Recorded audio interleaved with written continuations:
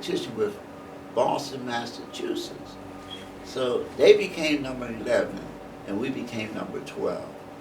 But we were the top paper seller in the whole country of selling the Pittsburgh Courier. And so that's when the Honorable Elijah Muhammad wanted to start the South, you know.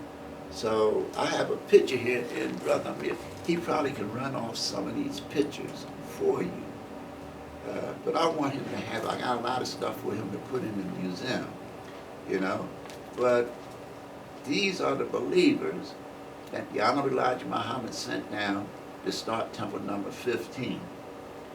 This here sister right here, Sister Laura, was the first sister captain in Atlanta, Georgia.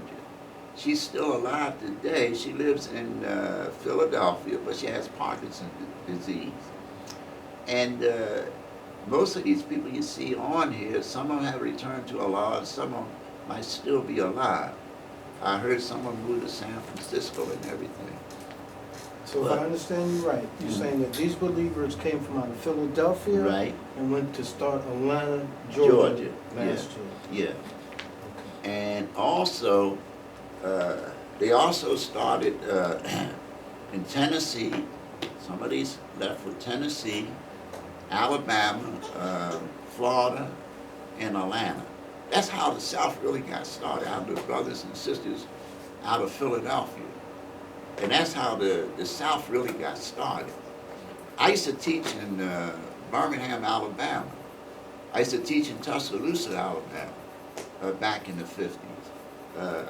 One week I'll be on the west coast of Georgia to go to Alabama, and the next week I would be on the east coast where I would go to Savannah, Georgia to teach, you know. And so that was a blessing for me. And we used to have ministers' classes, how to talk to people, how to get them to be interested in what you're telling them, you know. And the first time I got up there, Minister Jeremiah, he was the captain at that time. So I saw him in the back, and he kept doing this.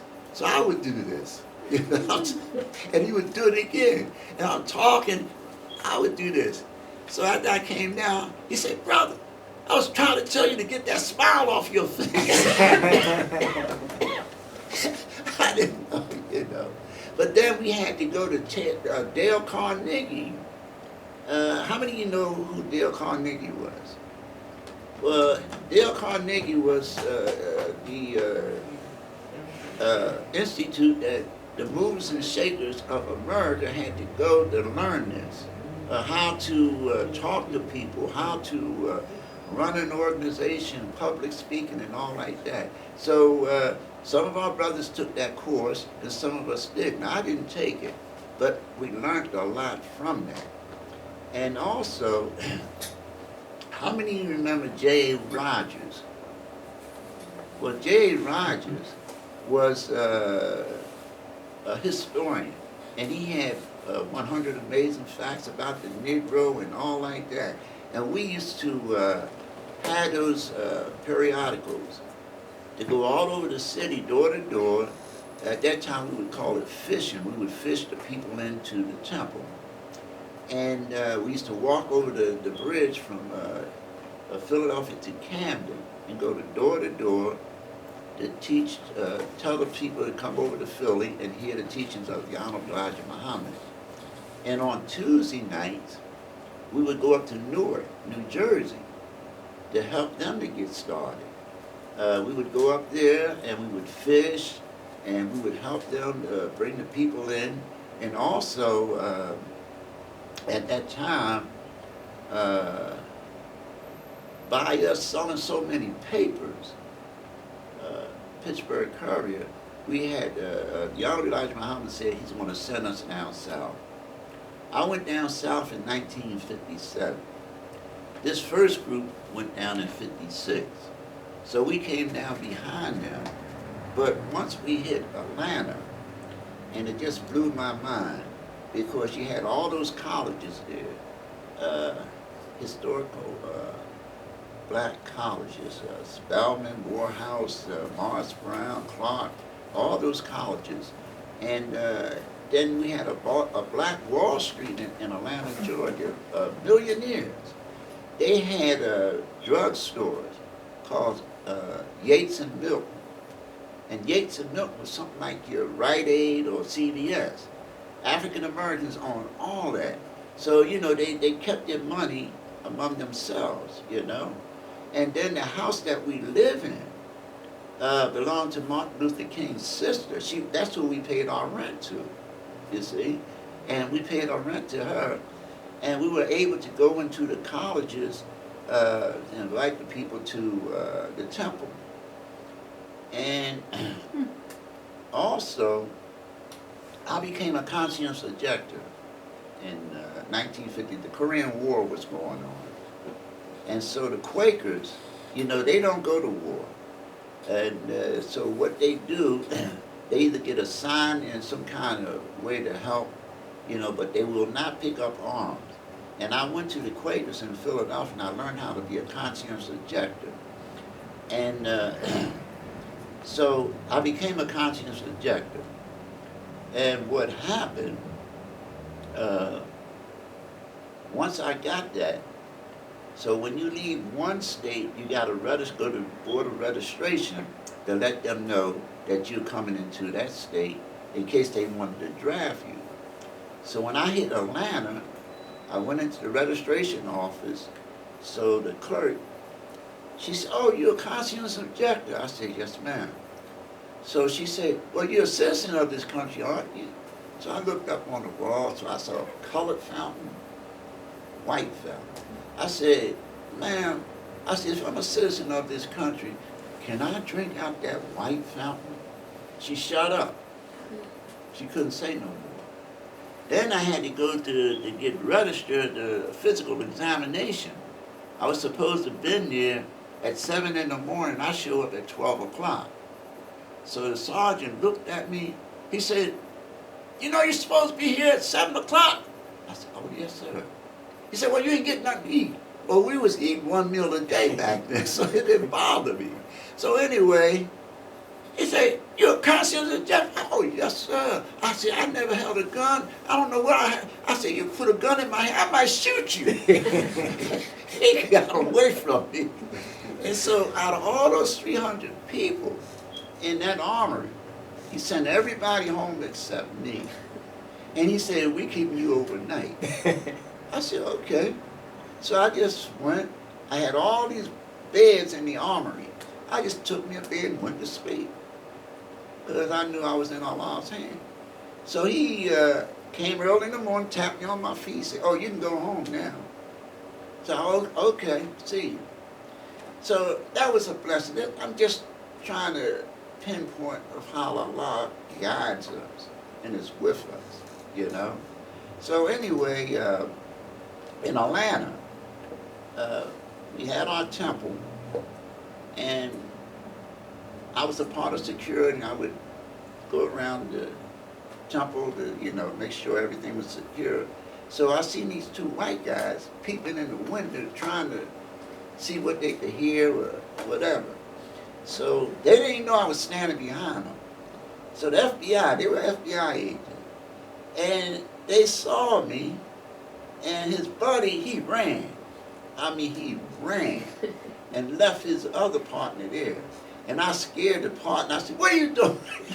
He said, "I'm FBI." He pulled out his identification. His hand was shaking like this, and I snatched it from him. I said, "Oh, Agent so-and-so." I said, "What are you doing?" He said, "Oh, well, they want us to listen in on your talk." I said, "Okay." So I gave him his stuff back. And then another week later, they were back outside with these bazooka cameras, watching everybody going in and out the temple. So when they saw me, they put it down and split in the car. I said, "Alhamdulillah." But then I got a job in a warehouse in Atlanta. And the boss, he came to me and said, "Richard," he said, "FBI agent out here want to talk to you." I said, "Okay." So I went up to him. I said, "Yes, sir." He said, "I'm Officer so-and-so, agent." And he showed me his identification.